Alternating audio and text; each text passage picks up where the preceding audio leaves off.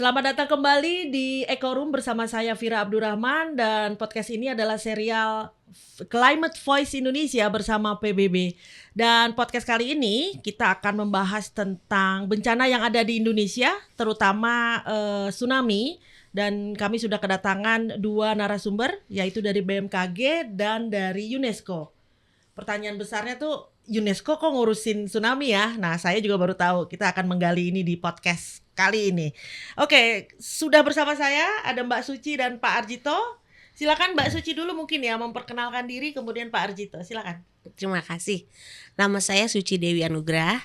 Saya bekerja untuk BMKG di bidang mitigasi tsunami untuk koordinasi kawasan Samudra Hindia dan Pasifik.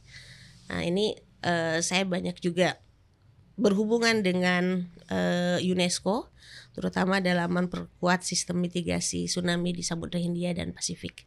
Mungkin itu sementara dari saya. Oke, Pak Arjito sendiri apa nih di PBB nih ya? Saya kerja di UNESCO. Di UNESCO kita tuh ada di bawah sektor science dan juga di bawah sektor yang namanya Intergovernmental Oceanographic Commission. Nah, di bawah science saya fokus di pengurangan risiko bencana, dan di bawah IOC atau Intergovernmental Oceanographic Commission itu juga masalah bencana, tapi fokusnya hanya di tsunami, dan disinilah kita kemudian kerja erat dengan BMKG. Dan di UNESCO saya sebagai Head of the Indian Ocean Tsunami Information Center, jadi pusat informasi tsunami di Samudra Hindia. Pak, sebelum kita lari ke materi inti gitu ya, itu memang khusus tsunami nih, Bapak membawahi khusus tsunami, dan sepenting itu ya buat lembaga sebesar PBB dan UNESCO ini ya?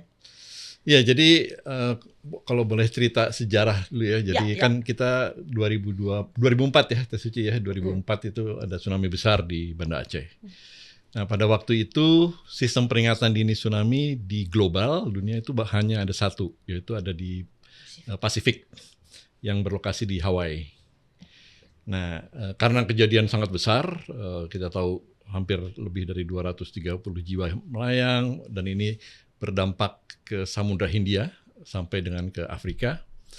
Jadi waktu itu negara-negara berkumpul dan memutuskan memberikan mandat pada UNESCO yang waktu itu adalah di bawah Intergovernmental Oceanographic Commission untuk melakukan suatu koordinasi pengembangan sistem peringatan dini tsunami yang tidak hanya berfokus di satu basin atau satu di Pasifik. Jadi waktu itu UNESCO mendapatkan mandat melalui IOC untuk kemudian mengembangkan sistem peringatan dini di berbagai wilayah. Jadi kita bagi menjadi 4, ada di Pasifik, Samudra Hindia, Mediterranean, sama Caribbean. Jadi sejak 2005 itu memang UNESCO IOC mendapatkan mandat. Gitu. Oke. Jadi kayak amanah dari dunia gitu ya? Betul, jadi amanah dari dunia. Untuk mementingkan tentang tsunami ini ya? Ya, jadi kita awalnya itu lebih ke arah pengembangan, koordinasi untuk pengembangan sistem peringatan dini tsunami. Oke, fokusnya ke peringatan tapi dini. Kemudian setelah 10 tahun kita melihat bahwa kita tidak hanya bisa bangun sistem peringatan dini tanpa masyarakat yang kuat untuk juga respon atau bereaksi terhadap peringatan dini tersebut. Oke. Nah, Mbak Suci sendiri nih di Indonesia BMKG, seperti apa sih mitigasi bencana tsunami ini sebenarnya gitu ya, setelah apa yang beberapa kali terjadi kan ya gitu ya. Gimana Mbak Suci? Ya. Jadi kalau dari BMKG sebagai institusi yang melakukan monitoring gempa bumi dan tsunami, sebetulnya sejak 2004 kita kemudian kejadian tsunami 2004 Aceh itu memicu pemerintah Indonesia untuk membangun sebuah sistem peringatan dini tsunami. Itu juga salah satu bentuk mitigasi dalam konteks yang struktur ya, infrastruktur. Nah, ini pertama kali diresmikan tahun 2008 oleh Presiden SBY pada saat itu. Sistem peringatan dini tsunami ini terbagi menjadi ada sistem kita menyebutnya sebetulnya end to end early warning system. Artinya dari hulu ke hilir. Dari hulu dalam hari ini adalah komponen upstream atau strukturnya, kemudian komponen hilirnya itu adalah kultur. Nah, BMKG punya peran di komponen strukturnya. Dalam hal ini adalah melakukan pengamatan gempa bumi yang kemudian dapat membangkitkan tsunami. Kemudian setelah diamati, ini nanti kita melakukan pemodelan tsunami. Nah, kita sudah membangun banyak sekali skenario pemodelan tsunami untuk memperkirakan apakah gempa bumi yang terjadi di laut itu kemudian bisa membangkitkan tsunami. Kemudian kita diseminasikan kalau kemudian itu berpotensi tsunami melalui berbagai moda diseminasi penyebar luasan. Ada melalui peralatan yang kita simpan di BPBD namanya Warning Receiver System. Ada juga melalui media sosial tentu saja. Kemudian televisi, kemudian web ya tentu saja, email, SMS dan lain sebagainya. Ini sebetulnya yang dibangun oleh BMKG sebagai upaya mitigasi pada komponen struktur ya. Ada sistem pengamatannya, ada sistem analisis dan ada sistem penyebar luasan. Tetapi BMKG juga melihat bahwa kita tuh tidak bisa hanya mengandalkan sistem peringatan dini yang berbasis teknologi. Tadi Pak Ardhito sudah menyampaikan, masyarakat apalagi dengan konteks tsunami yang sangat kompleks di Indonesia, tidak semuanya tsunami itu punya waktu tiba yang 30 menit ya, yang relatif. Itu sebetulnya tsunami yang singkat juga. Tetapi kalau di Indonesia itu relatif masih punya waktu untuk melakukan evakuasi. Tetapi ada banyak sekali wilayah di Indonesia ini yang waktu tiba tsunami-nya itu sangat pendek, bahkan kurang dari 5 menit. Nah, oleh karenanya kita melihat perlu juga nih masyarakat juga diedukasi supaya tidak hanya mengandalkan peringatan dini tsunami yang disampaikan nanti oleh BMKG. Apa yang akan diedukasi oleh BMKG? BMKG dalam hal ini melalui program Sekolah Lapang Gempa yang kemudian nanti menghasilkan Tsunami Ready Community, mengajarkan kepada masyarakat itu pertama memahami potensi tsunami di sekitarnya. Dalam hal ini bagaimana sih dampaknya kurang lebih perkiraannya. Kemudian memahami peringatan dini tsunami yang akan dikeluarkan oleh BMKG. Apa artinya awas, siaga, waspada. Lalu bagaimana melakukan evakuasi mandiri. Sebelum peringatan dini tsunami keluar, masyarakat harus mampu melakukan evakuasi mandiri. Caranya dengan memahami peringatan dini yang sifatnya natural. Kalau ada gempa kuat atau gempanya durasinya lama dan Anda berada di sekitar pantai, maka harus segera melakukan evakuasi. Kurang lebih seperti itu yang kami lakukan. Jadi ada sisi pembangunan infrastruktur melalui sistem peringatan dini tsunami dan ada program edukasi kepada masyarakat. Itu mitigasi yang kami upayakan di BMKG. Nah, ini komunitasnya ditargetin ya, nggak semua wilayah Indonesia dong Bu ya, pasti ada ya, di tentu kostal yang, atau di mana betul. gitu ya. Di beberapa wilayah yang rentan gitu ya. Ada berapa sih Bu titiknya kalau boleh tahu? Kalau kita bicara desa, ini menurut BNPB ada lebih dari 5.744 desa yang rawan tsunami. Meskipun yang mempunyai tingkat bahaya yang tinggi itu sekitar 1.000, tapi 1.000 juga kan besar ya, jumlah yang besar. Jadi kalau dari pesisir Sumatera bagian atasnya, dari mulai Banda Aceh, dari Aceh sampai ke katakanlah pesisir selatan ke Nusa Tenggara Timur, itu adalah daerah rawan tsunami semua. Nah, kemudian di pesisir utara Bali, Lombok, dan Nusa Tenggara Timur itu juga rawan tsunami karena berhadapan dengan zona back aktras. Di pesisir Maluku, mau itu Maluku Utara, Maluku yang di Laut Banda juga, itu semua daerah rawan tsunami. Kemudian di pesisir utara Sulawesi, pesisir barat Sulawesi, tenggara Sulawesi, selatan bagian selatan, pesisir Sulawesi Selatan bagian selatan itu juga rawan tsunami. Jadi kalau bisa dibilang mungkin hanya Kalimantan Utara pun rawan terhadap tsunami. hanya pesisir timur Sumatera, pesisir utara Jawa, kemudian pesisir barat Kalimantan, itu adalah daerah-daerah yang tidak terdampak tsunami. Oke. Nah, Pak Arjito, ini pertanyaan besar sih buat saya gitu ya. UNESCO tuh masuk di bagian mananya? Karena saya mengenal UNESCO kan ketika berhadapan dengan budaya, peninggalan budaya, misalnya kayak gitu, termasuk juga pendidikan gitu ya. Nah, ini masuk di mana sebenarnya? Jadi, lubangnya gitu.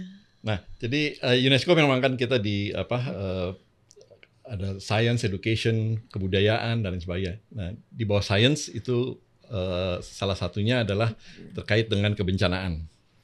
Nah, peran UNESCO tuh di mana? Jadi UNESCO kan salah satunya menyusun membuat suatu standarisasi, kemudian membuat suatu sistem, mengkoordinasikan satu sistem. Mungkin yang tadi Bu Suci belum sampaikan, Indonesia itu juga sebagai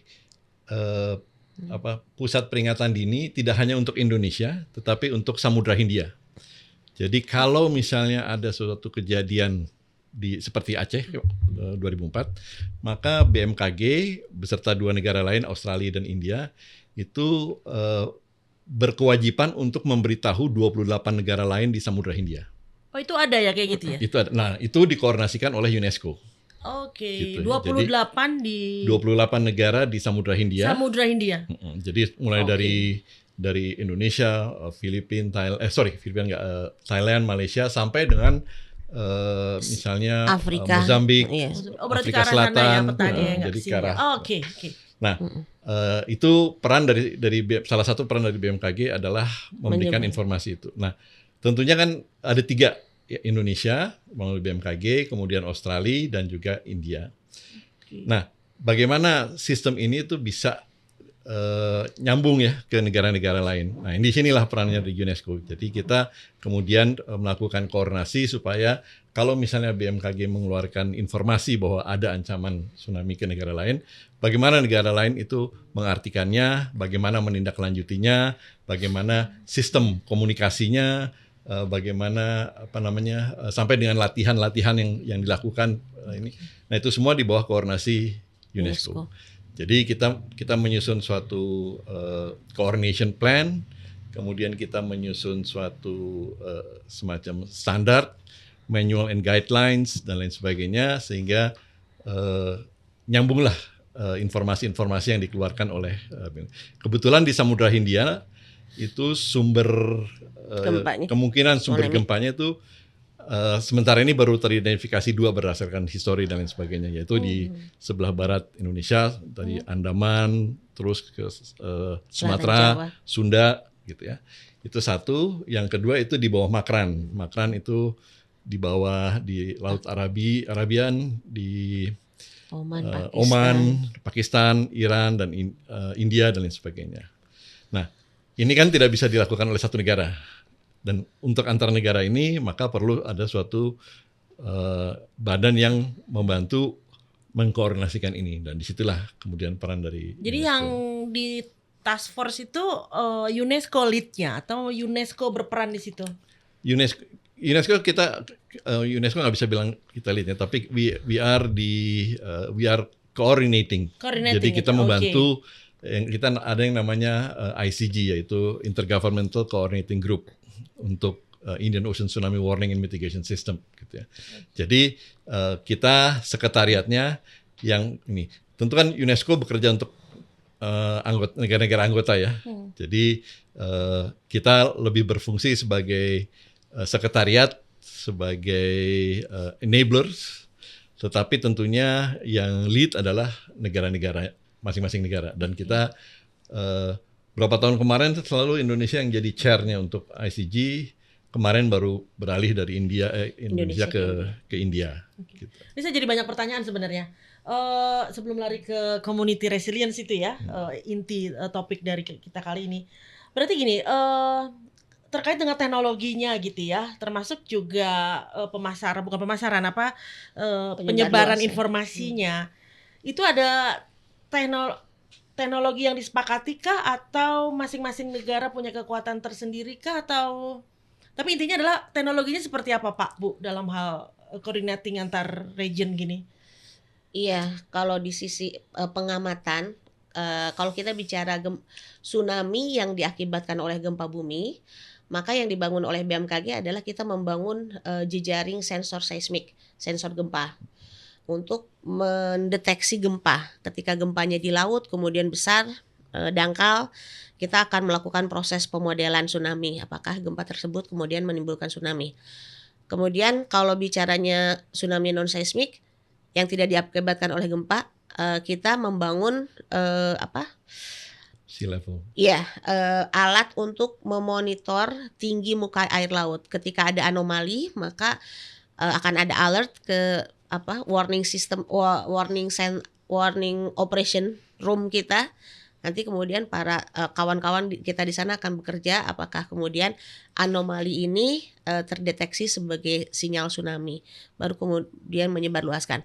Nah, kalau ditanya apa tadi semacam ada standar gitu ya. Standar teknologinya kah atau ya, bagaimana? secara umum pengamatan di dunia untuk tsunami yang dibangkitkan oleh gempa ya pasti akan memasang jejaring seismometer, sensor gempa. Oke. Termasuk juga kalau mengamati muka air laut ya, yang dibangun adalah sensor untuk pengamatan muka air laut untuk tsunami yang dibangkitkan oleh bukan oleh gempa seperti yang di Krakatau kemarin ya. Tetapi mungkin yang dibuat standar bukan standar ya, semacam ada guideline adalah bagaimana produk yang dikeluarkan oleh TSP tadi, sehingga kemudian semua memahami informasi yang dikeluarkan. Oh, I see. Jadi semuanya mengerti gitu ya. Jadi kalau dari teknologi banyak ya, dan kita tidak membatasi pada satu teknologi karena makin banyak teknologi tentunya informasinya lebih ini. Jadi, nah di sini peran dari UNESCO tadi yang seperti Teh Suci sampaikan bahwa produk peringatan dininya ini itu supaya bisa dimengerti oleh semua negara, itu harus ada kesepakatan untuk ini karena untuk modeling tsunami-nya juga mungkin negara-negara berbeda-beda gitu. Jadi produk yang dikeluarkan misalnya oleh BMKG, oleh Australia, oleh India itu mempunyai suatu kesepakatan lah bagaimana. Yang kedua yang juga peran dari UNESCO adalah data sharing. Gitu ya. Jadi BMKG itu punya banyak sekali peralatan untuk kayak seismograf dan lain sebagainya yang bisa mendeteksi gempa dan sebagainya. Di India juga ada, di negara-negara lain juga ada. Nah, bagaimana kita berbagi data ini gitu ya, sehingga soalnya makin banyak data yang diterima oleh satu, makin kemungkinan makin cepat dan makin akurat informasinya. Gitu. Tetapi nah ini kemudian kita melalui UNESCO kita juga memfasilitasi supaya masing-masing negara itu mau men-share datanya sehingga semua itu bisa mendapatkan informasi yang sama, bisa melakukan analisa yang sama, kemudian juga bisa memberikan informasi yang akurat dan dalam waktu yang secepat-cepatnya karena tsunami kan cepat ya ininya. Gitu. Pak, berarti ada mandatori tersendiri ya dari UNESCO terhadap anggota-anggota ini ya. Berarti istilahnya gini, ya mereka harus mentaati itu gitu ya. Walaupun agak mungkin jarang ya ada negara yang nggak taat ya, namanya juga bencana kan. Tapi I don't know, mungkin beda region beda. Kalau data sharing memang ini kesepakatan dari masing-masing negara gitu ya. Jadi misalnya Indonesia punya 1.000 seismograf gitu ya. Tapi tidak 1.000-1.000-nya harus di-share. Gitu. Jadi tentunya ada faktor-faktor yang menjadi pertimbangan keamanan, menjadi pertimbangan ini gitu. Jadi masing-masing negara kan punya suatu hak untuk melindungi ini gitu ya. Jadi tetapi yang kita harapkan adalah makin banyak data yang di-share, makin itu. Tetapi kita tidak menetapkan bahwa semua data harus di-share atau berapa persen itu enggak, tergantung dari masing-masing negara. Dan selama ini masing-masing negara juga mengetahui pentingnya sharing informasi itu sehingga ini.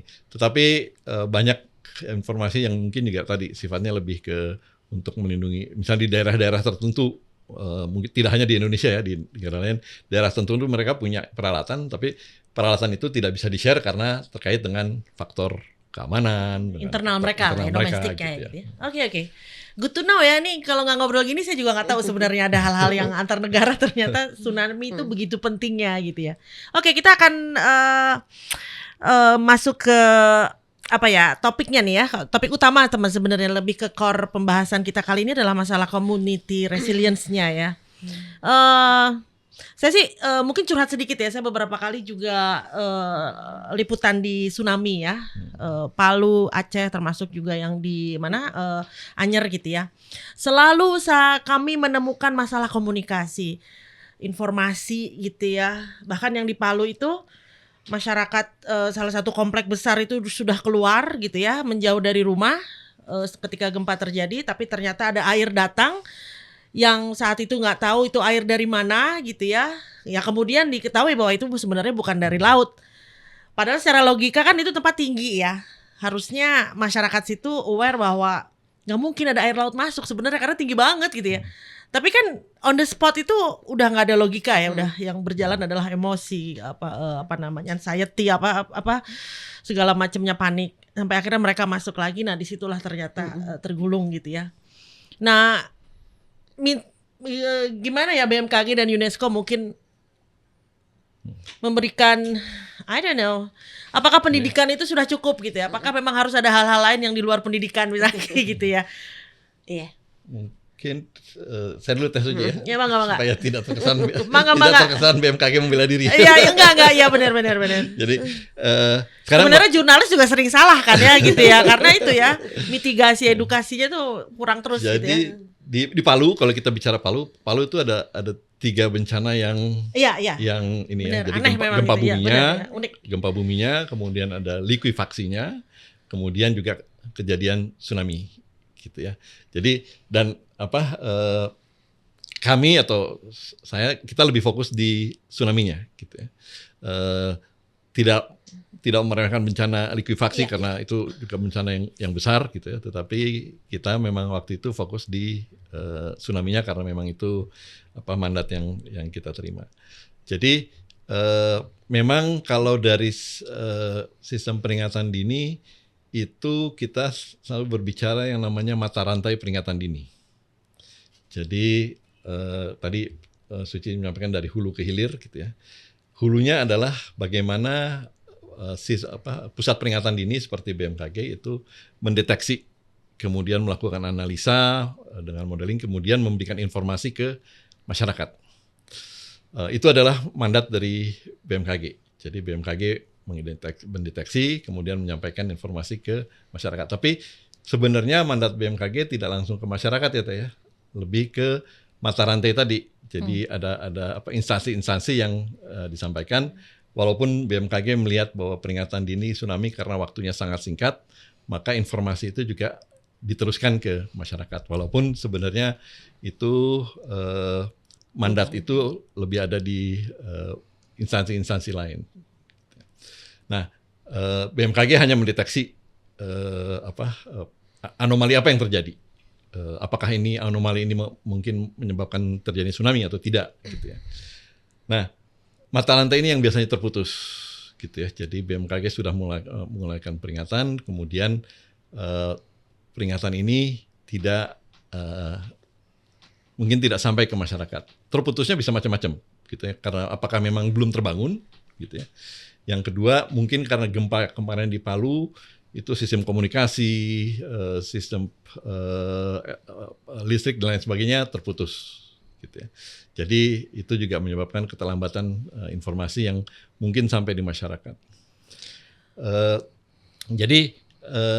Nah tadi Suci juga sudah sampaikan karena Indonesia itu sangat unik, kita punya tsunami yang tiba dalam waktu sangat singkat. Tsunami di Palu itu tiba, tsunaminya ya bukan likuifaksinya. Tsunaminya tiba di Palu itu dalam waktu 3 menit. 3 menit ya? 3 menit 40 detik. Itu ada dari video. Nah 3 menit di darat dengan 3 menit di bencana tuh beda ya Pak ya? Maksud saya gini, 3 menit kita bisa sambil ngopi selama 3 menit biasa-biasa aja ya. Oh iya. Tapi bayangkan kalau di daerah bencana 3 menit itu rasanya sedetik gitu. Betul. 3 menit itu Jadi jangan bayangkan 3 menit tuh yang 3 menit kita masih bisa keluar Enggak. rumah.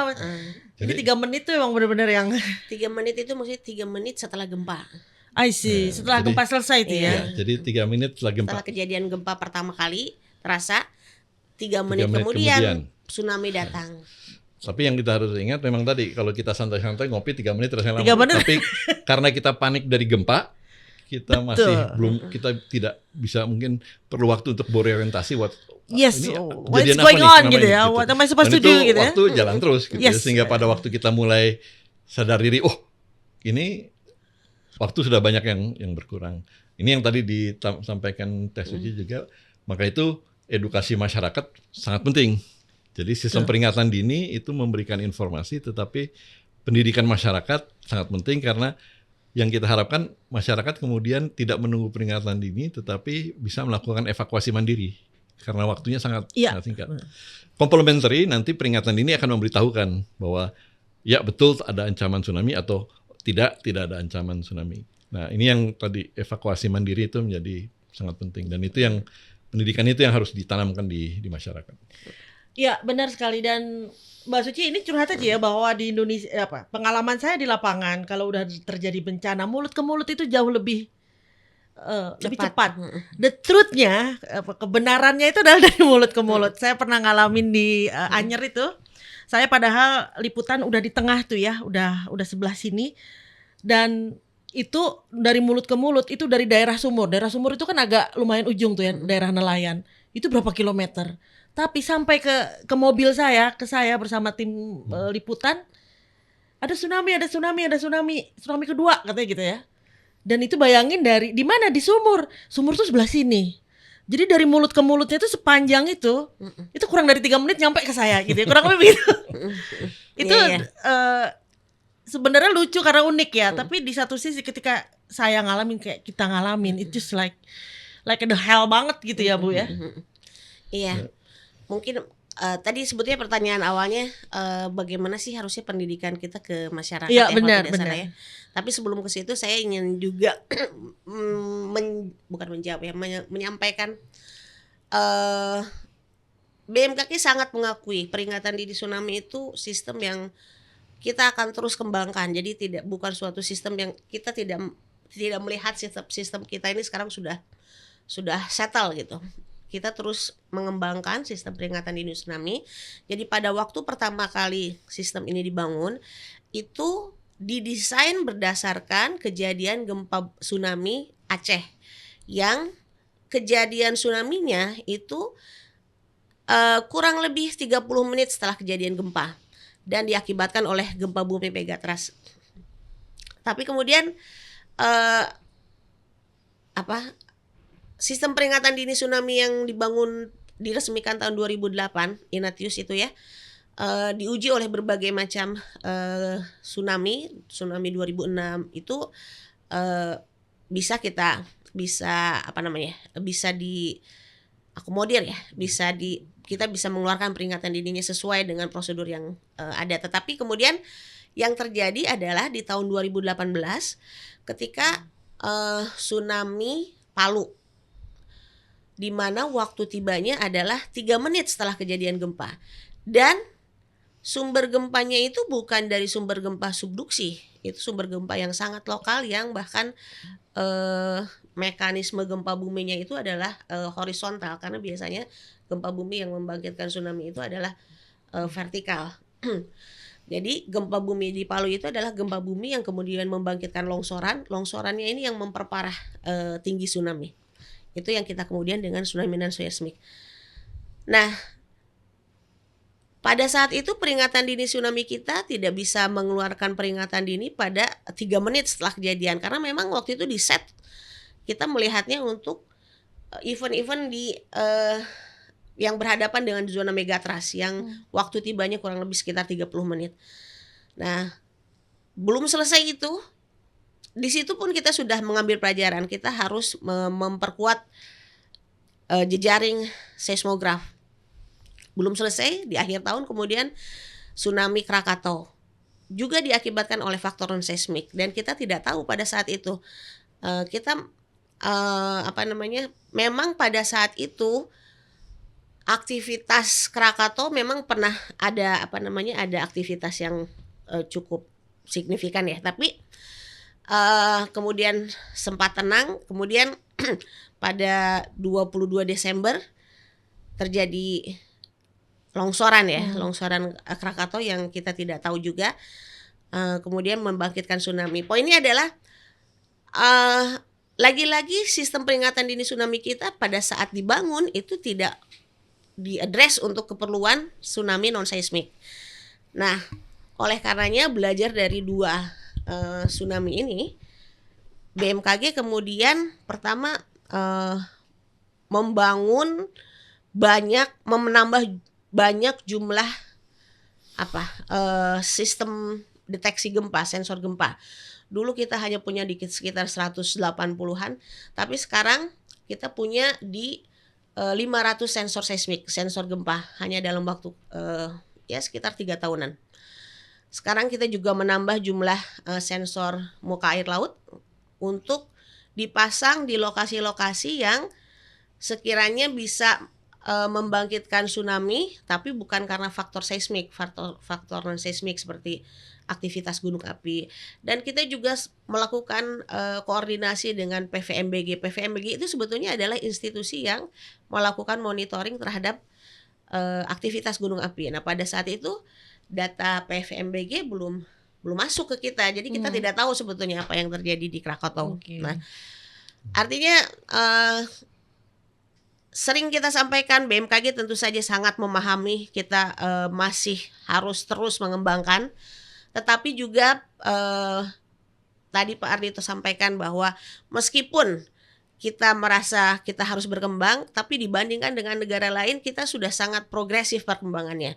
Itu dengan kita diminta untuk menjadi tsunami service provider bersama dengan Australia, kemudian India, menyampaikan peringatan dini untuk 28 negara di Samudra Hindia. Bahkan Indonesia tidak hanya untuk Indian Ocean, untuk negara-negara ASEAN pun kita menjadi center earthquake information.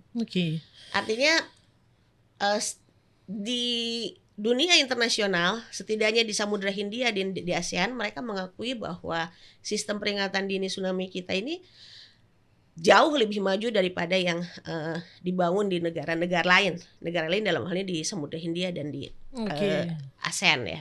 Nah, kalau boleh saya tarik sedikit dari yang Teh Suci ini, saya tarik lagi ke peran UNESCO ya. Jadi tadi kan sistem peringatan dini secara global itu dibangun berbasiskan pada tsunami yang disebabkan oleh gempa. Tapi 2018 kemudian gempanya diakibatkan oleh longsoran bawah laut dan juga oleh gunung meletus.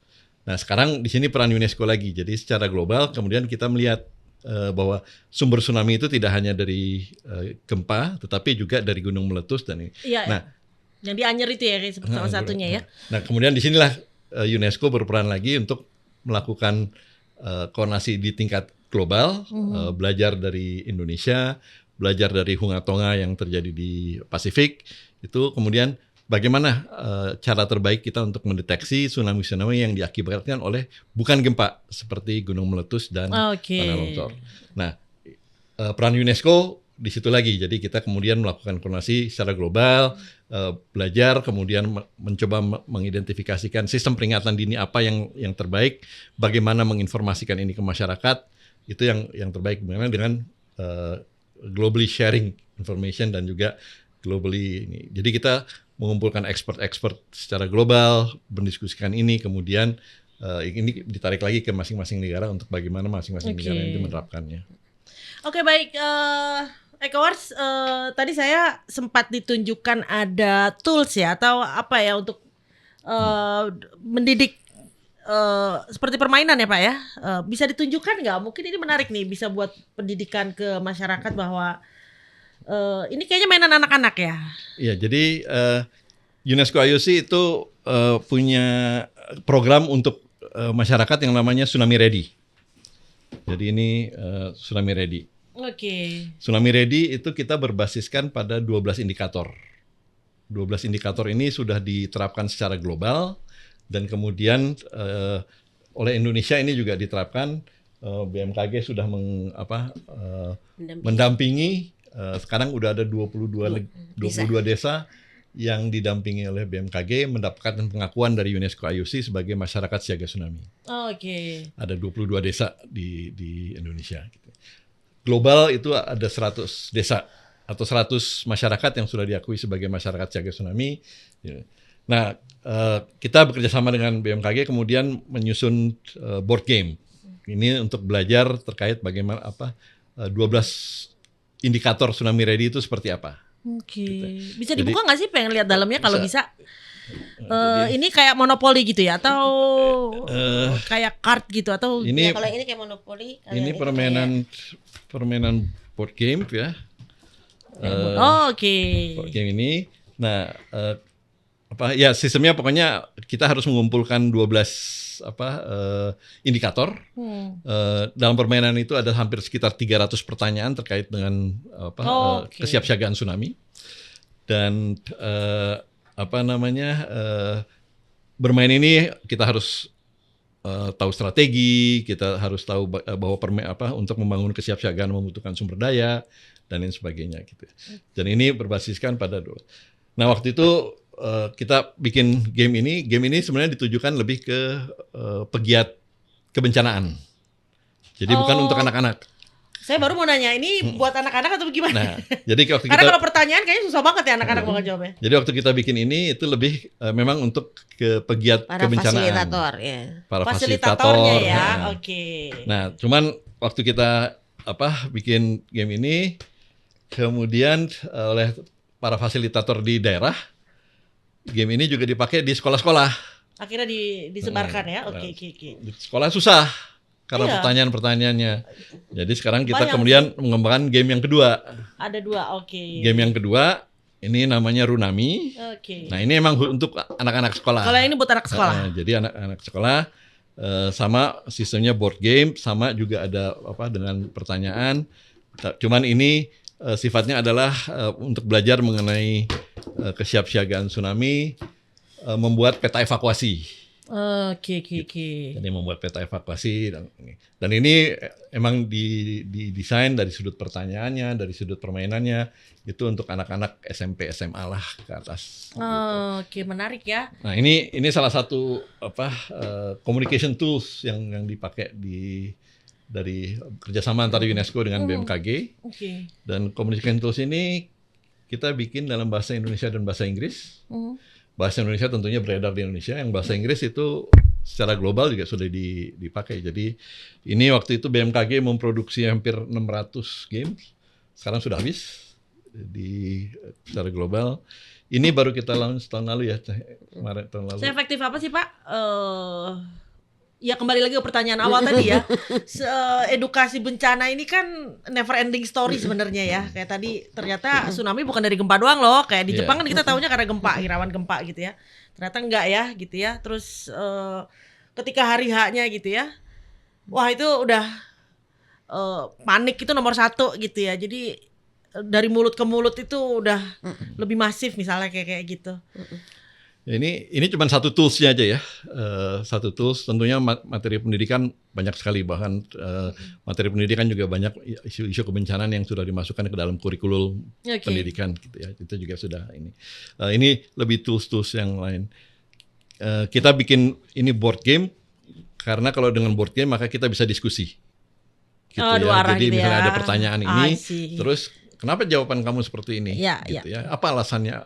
Kemudian kita bisa diskusi. Kalau dengan gadget itu tentunya lebih one way ya, gitu ya. Tapi kalau di sini kita bisa diskusi. Again, it's just ini cuma satu tools, gitu ya.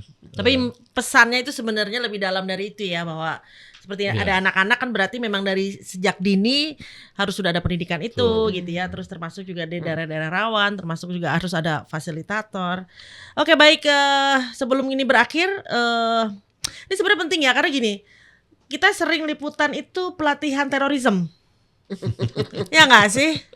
Kalau jurnalis ya diundangnya cuma itu doang gitu ya. Sementara pelatihan bencana kayaknya agak jarang ya, apalagi pelatihan tsunami. Wah itu udah kayaknya belum pernah sih seingat saya ya. Mungkin ini pesan ya, semoga didengar. Ayo. Ayo. Sering sebetulnya Mbak. Ayo. Iya kan, sebenarnya sering ya. Iya. Kita aja nggak tahu nih berarti ya. Iya. Mungkin ini juga termasuk apa ya, statement terakhir lah atau pesan-pesan terakhir sebelum ini berakhir, apa podcast ini berakhir. Ya, simulasi atau latihan tsunami itu adalah menurut saya itu juga salah satu bagian dari metode edukasi. Dan ini sebetulnya masuk dalam 12 indikator tsunami ready. Jadi suatu desa kalau dia kemudian akan direkognisi atau diakui atau membangun desanya sebagai sebuah desa yang tsunami ready, yang siaga terhadap tsunami, itu dia harus bisa melakukan latihan tsunami minimal 2 tahun sekali.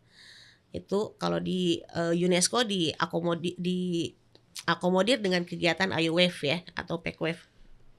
Nah, IOWave itu Indian Ocean Wave Indian Exercise. Ocean Wave Exercise. Oh, itu exercise-nya. Iya. Kurikulum ya. Latihan tsunami mulai dari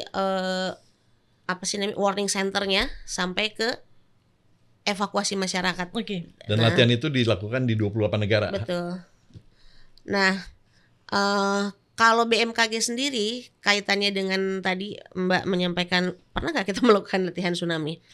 Kita ini kan mendampingi 22 tsunami ready communities, 22 desa yang diakui sebagai tsunami ready oleh UNESCO.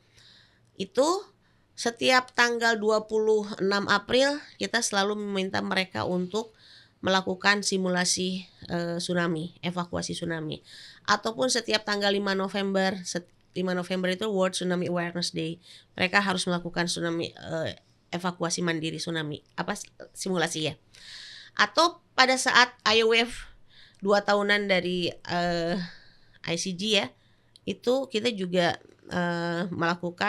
meminta semua desa itu melakukan simulasi. Tapi sebenarnya tidak hanya 22 desa ini, kita juga mendampingi banyak desa untuk melakukan latihan simulasi evakuasi mandiri ini. Dan tidak hanya desa sebetulnya. Latihan ini pun kita melibatkan banyak pihak ya. Dalam hal ini BPBD-nya tentu saja harus terlibat karena mereka akan berlatih komunikasi. Kemudian media juga kita undang beberapa kali dalam kegiatan IOWave. Kita mengundang melibatkan TV, media televisi untuk ikut latihan. Gimana latihannya? Kita melatih mereka untuk bagaimana menyampaikan peringatan dini tsunami yang dikeluarkan oleh BMKG. Jangan sampai media menyampaikan hal yang kurang pas pada saat peringatan dini tsunami dikeluarkan oleh BMKG. Itu kita latih juga di dalam latihan IOWave simulasi tsunami ini. Jadi sebetulnya sudah cukup familiar terutama di daerah-daerah yang mengalami potensi tsunami. Dan sekarang pun BMKG mengembangkan namanya Tsunami Fund Drill. Artinya kita tidak ingin kegiatan simulasi itu seperti memaksa mereka, tapi kita ingin membuat kegiatan simulasi tsunami itu sebagai suatu kegiatan yang tetap bisa dilakukan dengan cara yang fun gitu. Okay. Ataupun BNPB sekarang mengembangkan namanya Run for Life. Jadi sebetulnya itu adalah seperti maraton sekitar 5 km dari pesisir pantai menuju tempat evakuasinya. Nah, jadi itu cara. Lumayan ya 5 kilo ya. Iya. Kalau tiap hari langsing gitu ya. Nanti di tempat evakuasinya nanti ada orang-orang seperti biasa festival. Ada nyanyi, ada panggung, ada. Jadi ada dirayakan ya, diparadekan gitu ya. Iya, simulasinya itu sekarang metodenya pun juga sekarang berkembang gitu. Iya. Ya, ini termasuk salah satu metode yang bagaimana kita bisa menarik masyarakat, mengedukasi masyarakat, tidak membosankan, tapi tetap kena tujuannya. Oke, baik. Dari UNESCO gimana? Saya mungkin saya ngundang jurnalis untuk boleh kita main. Ayo. Oke. Tapi jangan 5 km ya Pak. Kalau ini kita duduk aja. Jadi soalnya main board ini memang waktu itu dibikin untuk levelnya untuk pegiat kebencanaan. Tapi saya rasa jurnalis kalau main ini itu banyak sekali pertanyaan-pertanyaan yang Ya. bisa didiskusikan, kemudian kita bisa diskusi gitu ya. Jadi supaya trainingnya nggak bosan one way, lihat presentasi gitu-gitu. Mungkin kita mulai dengan main board game ini untuk mengetahui apa itu Tsunami Ready. Di sini banyak sekali pertanyaan-pertanyaan yang kemudian kita bisa diskusi, dan saya yakin sekali dari permainan ini nanti para jurnalis knows much better about Ya, tsunami preparedness. dan Kalau di lain newsroom tuh biasanya ada jurnalis spesialis bencana. Nah, itu biasanya itu lagi yang dikirim biasanya seperti itu. Mungkin ini penting ya, itu ya. Jadi kapan kita main di UNESCO? Ayo, di podcast ini aja lagi ya kalau gitu ya. Dan jurnalis itu selalu lebih pandai dalam membahasakan bahasa saintifik. Ya, itu juga PR tersendiri ya. Bahasa Itu sebenarnya populer pembahasan ke masyarakat. tersendiri, Jadi benar. memang Science communication. Iya. Science communication. Ya, Jadi- benar. Jadi, Mungkin dengan Perlu- board game ini bisa iya. jadi penengah, medium penengah sebenarnya ya. Betul. Gitu. Perlu Oke. kita melakukan banyak kerjasama dengan jurnalis supaya kita tuh bisa sampai ke masyarakat. Misinya edukasi berbasis saintifik tapi diterima oleh masyarakat dengan metode-metode yang Ya, lebih lebih mudah populer, dicerna ya. lah, kurang lebih kayak gitu. Oke, baik, ini udah lebih dari 30 menit nih sebenarnya nih ya. Nggak nyangka ya. Masih banyak pertanyaan sebenarnya, tapi waktu juga yang akhirnya harus kami mengalah untuk waktu gitu ya. Oke, baik, Sobat Ecoers, menarik ya. Jadi awareness bencana itu memang never ending story ya. Jadi mental juga harus disiapkan, bukan hanya persiapan fisik lainnya gitu ya. Karena beberapa teman yang misalnya di wilayah-wilayah rentan bencana seperti di Aceh atau Sulawesi, mereka itu sudah terdidik memiliki satu Tas tas jaga yang bencana. khusus untuk dia mengambil ketika bencana terjadi. Itu luar biasa gitu. Saya sebagai anak Jakarta nggak biasa seperti itu gitu ya. Yang diingat cuma HP, ya mungkin ATM gitu ya. Kayak gitu aja gitu, selesai di situ. Oke, baik, menarik sekali, dan semoga Sobat Ecoers mendapatkan manfaatnya atau input-input tersendiri, dan nanti kita akan mengundang UNESCO lagi untuk main board ya. Oke, baik, demikian saya Vira Abdurrahman bersama Ecorum dan Climate Voice Indonesia bersama PBB atau United Nation undur diri, dan sampai jumpa di Ecorum selanjutnya.